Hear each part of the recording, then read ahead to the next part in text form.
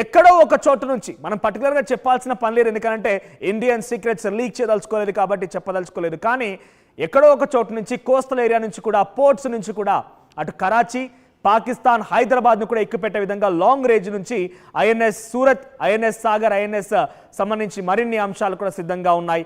అన్ని రకాలుగా సంసిద్ధం చేసుకొని పెట్టుకోండి. అయితే ఒకసారి అసలు మిసైల్స్ కనుక ప్రయోగం జరిగితే ఎంత రేంజ్ వరకు వెళ్ళొచ్చు, మన దగ్గర ఎటువంటి మిసైల్స్ ఉన్నాయి, పాకిస్తాన్ దగ్గర ఎటువంటి మిసైల్స్ ఉన్నాయి, దాని రేంజ్ ఏంటి, ఇవన్నీ కూడా క్లుప్తంగా వివరించే ప్రయత్నం చేస్తాను. ముందుగా ఇండియా దగ్గర మిసైల్స్ ఏంటి, ఏ రకంగా ప్రయోగించబోతున్నారు, దాని రేంజ్ ఎంత చూసే ప్రయత్నం చేద్దాం.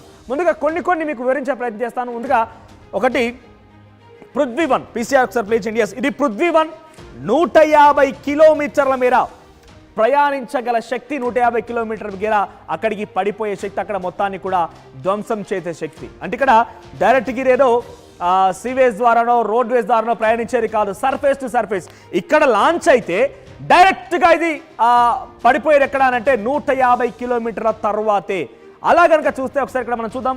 ఇక్కడ అటారీ బార్డర్, వాగ్ బార్డర్ నుంచి కనుక ఈ మిసైల్ని ప్రయోగిస్తే, ఏది ఈ పృథ్వీ అనేటువంటి ఈ మిసైల్ని కనుక ప్రయోగిస్తే అది డైరెక్ట్గా సియాల్కోట్ అనేటువంటి ప్రాంతంలో పాకిస్తాన్లో, లేదంటే లాహోర్లో, లేదంటే కసూర్ ఈ ప్రాంతాల్లో పడే అవకాశం ఉంది. ఒకసారి కనుక అటారీ బార్డర్ నుంచి దీన్ని ప్రయోగిస్తే ఆ 3 ప్రాంతాలు 150 కిలోమీటర్ల సర్ఫేస్ టు సర్ఫేస్, అంటే డైరెక్ట్గా ఇక్కడ నుంచి 150 కిలోమీటర్ దూరంలో ఇక్కడ డైరెక్ట్గా పడే అవకాశం ఉంది. ఇది పృథ్వీ-1కి సంబంధించిన అంశం. ఎక్కడ పడొచ్చు? లాహోర్లో పడొచ్చు, సియాల్కోట్లో పడొచ్చు, కసూర్లో కూడా పడొచ్చు. దీని రేంజ్ కేవలం 150 కిలోమీటర్లు మాత్రమే. ఇది కనుక ప్రయోగిస్తే 150 కిలోమీటర్ దూరంలో పాకిస్తాన్లో పడిపోయి అక్కడ పూర్తిగా ఒక బిగ్ బ్లాస్ట్ చేసే అవకాశం ఉంది. ఇక నెక్స్ట్ మిసైల్ విషయానికి వస్తే పృథ్వీ-2 పీసీఆర్ పృథ్వీ-2 గురించి ప్లే చేయండి. ఎస్, పృథ్వీ-2 250 నుంచి 350 కిలోమీటర్లు, అంటే హైదరాబాద్ నుంచి మొదలుకుంటే ఉదాహరణకి ఎంత రేంజ్ ఉంటుందనంటే కనుక హైదరాబాద్ నుంచి ఆదిలాబాద్ అంత దూరం వరకు 350 కిలోమీటర్ల దూరంలో ఇది లాంచ్ అయ్యే అవకాశం, అక్కడ పడిపోయే అవకాశం ఉంది.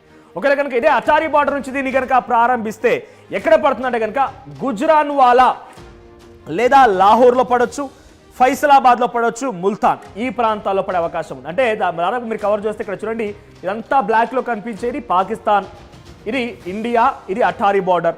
ఇక్కడ నుంచి కనుక ప్రయోగిస్తే దాదాపు ఇక్కడ చూడండి ఇక్కడ వరకు, అంటే half of the range Pakistan వరకు పడే అవకాశం ఉంది. ఎటువైపు నుంచి ప్రయోగించినా కూడా ఇక్కడ ముల్తాన్ వరకు పడే అవకాశం ఉంది. ఇది పృథ్వీ-2.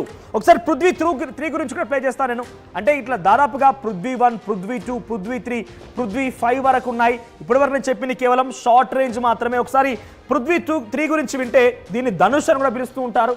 సో దాంట్లో 350 కిలోమీటర్ దూరం నుంచి 600 కిలోమీటర్ వరకు ఈ మిసైల్ ప్రయోగం జరిగే అవకాశం. అంటే సేమ్ మళ్ళీ అటారీ బార్డర్ వాగ్ నుంచి ప్రయోగం చేస్తే ఇస్లామాబాద్ని పేల్చేయొచ్చు, ఇస్లామాబాద్లో పడే అవకాశం ఉంది, రావల్పిండి దగ్గర పడే అవకాశం ఉంది, సర్గో దగ్గర పడే అవకాశం ఉంది, ఫైసలాబాద్, ముల్తాన్ ఈ ప్రాంతాల్లో పడే అవకాశం ఉంది. ఎంత? 350 నుంచి 600 కిలోమీటర్లు. ఒక్కసారి కనుక దీన్ని ఇక్కడ నుంచి ప్రయోగిస్తే, అటారీ బార్డర్ నుంచి ప్రయోగిస్తే డైరెక్ట్గా 600 కిలోమీటర్ల దూరంలో పడే అవకాశం ఉంది. ఇది కేవలం షార్ట్ రేంజ్. ఇంతకు మించి ఇంకెక్కువ ప్రయోగించినా కూడా పాకిస్తాన్ దాటిపోతుంది కూడా. సో ఇవన్నీ కూడా షార్ట్ రేంజ్లో ఉన్నవి. ఒకసారి మన దగ్గర మిడ్ రేంజ్ అంటే ఒక 500 కిలోమీటర్లు దాటి పడేటువంటి మిసైల్స్ గురించి కూడా చెప్తాను ఒకసారి మీకు. అగ్ని-1, ఒకసారి అగ్ని-1 గురించి ప్లే చేయండి. సో అగ్ని-1 ఇది 700 నుంచి 1200 కిలోమీటర్ల దూరం వరకు వెళ్ళేటువంటి ఒక మిసైల్. సో దీన్ని ప్రయోగిస్తే 700 కిలోమీటర్లు దాటి 1000 కిలోమీటర్లు 1200 కిలోమీటర్ చేరే అవకాశం కూడా ఉంది. సేమ్ మళ్ళీ అటారీ బార్డర్ నుంచే ప్రయోగిస్తుంది. ఎందుకంటే అటారీ బార్డర్ గురించి చెప్పాల్సి వస్తుందంటే ఒక ఎగ్జాంపుల్గా తీసుకుంటే ఈ కోస్టల్ ఏరియాలో, అంటే ఇక్కడ ఇదంతా ఈ ప్రాంతంలో ఈ బార్డర్ మొత్తం కూడా 3328 కిలోమీటర్ల షేరింగ్ ఆఫ్ పాకిస్తాన్తో మనకు బార్డర్ షేరింగ్ ఉంది. ఇక్కడ ఎక్కడి నుంచి ప్రయోగిస్తారో మనం చెప్పలేం.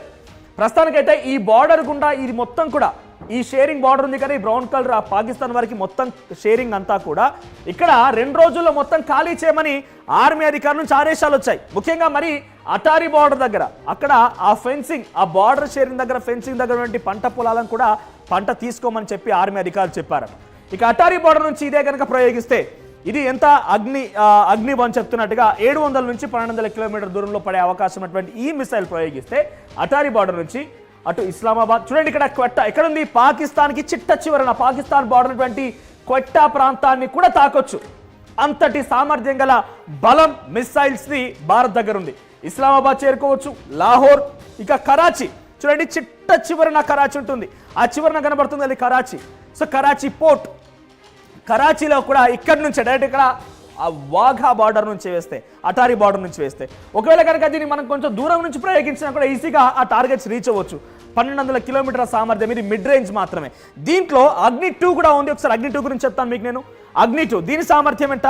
దీన్ని 2000 నుంచి 3000 కిలోమీటర్లు, అంటే ఇక్కడ నుంచి కవర్ చేస్తే ఆల్మోస్ట్ పాకిస్తాన్ దాటి వెళ్ళిపోవచ్చు. ఇక్కడ చూడండి, ఇక్కడ చివరిగా కనబడుతుంది కదా, ఇక్కడ ఒకటి పెషావర్ అని వస్తుంది, ఇక్కడ వరకు కూడా రీచ్ అవ్వచ్చు. ఎస్, పెషావర్, ఇస్లామాబాద్, రావల్పిండి, లాహోర్, ముల్తాన్, కరాచీ, క్వెట్టా, ఈ ప్రాంతాలు ఈజీగా రీచ్ అవ్వచ్చు. అంటే అంతటి సామర్థ్యం ఉన్నటువంటి మిసైల్స్ భారత్ దగ్గర అందుబాటులో ఉన్నాయి.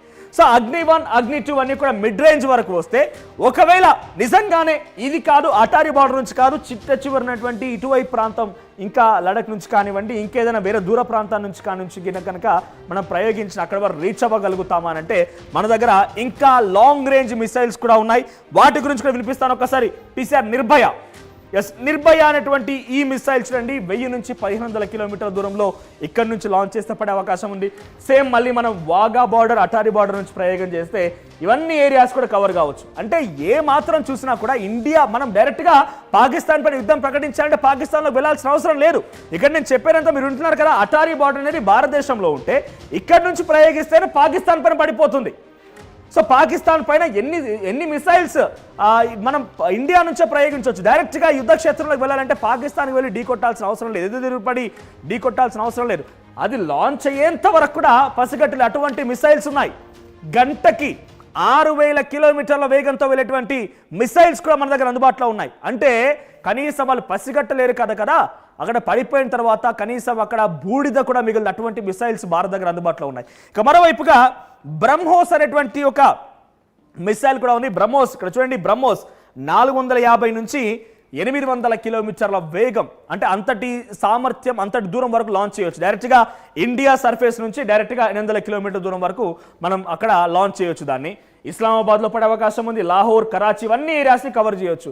ఇంకా లాంగ్ రేంజ్, ఇవన్నీ కూడా కేవలం మీకు చెప్పేది మిడ్ రేంజ్ వరకు మాత్రమే. ఇంకా లాంగ్ రేంజ్ అని అంటే నేను చెప్పినట్టుగా హైపర్సోనిక్ లాంటి 6000 కిలోమీటర్ల దూరం ఉన్నటువంటి విషయాన్ని టార్గెట్ చేయడం కానివ్వండి, అంటే 6000 కిలోమీటర్లు అంటే దాదాపుగా భూభాగానికి సగం దూరం వెళ్ళేటువంటి మిసైల్స్ కూడా ఉన్నాయి. అటువంటి ప్రయోగాలు చేసేటువంటి అవకాశం కూడా భారత్ దగ్గర ఉంది.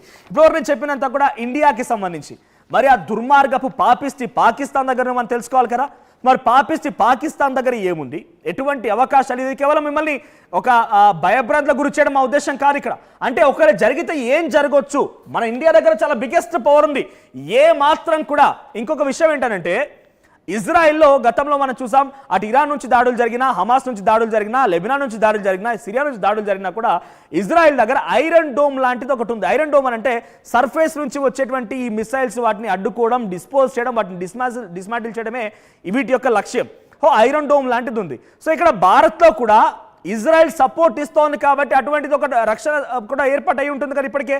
అది కాకపోయినా భారత్ ఆర్మీ కూడా సంసిద్ధంగా ఉంది వాటిని గాల్లోనే డిస్పోజ్ చేసే విధంగా. లేదనంటే అక్కడి నుంచి ఒకవేళ కనుక పాకిస్తాన్ నుంచి ఒక మిసైల్ కనుక ప్రయోగం జరిగితే అక్కడే లాంచ్ అయిపోయి పాకిస్తాన్లో ప్రయోగించినటువంటి ఆ మిసైల్ పాకిస్తాన్లోనే పడిపోయి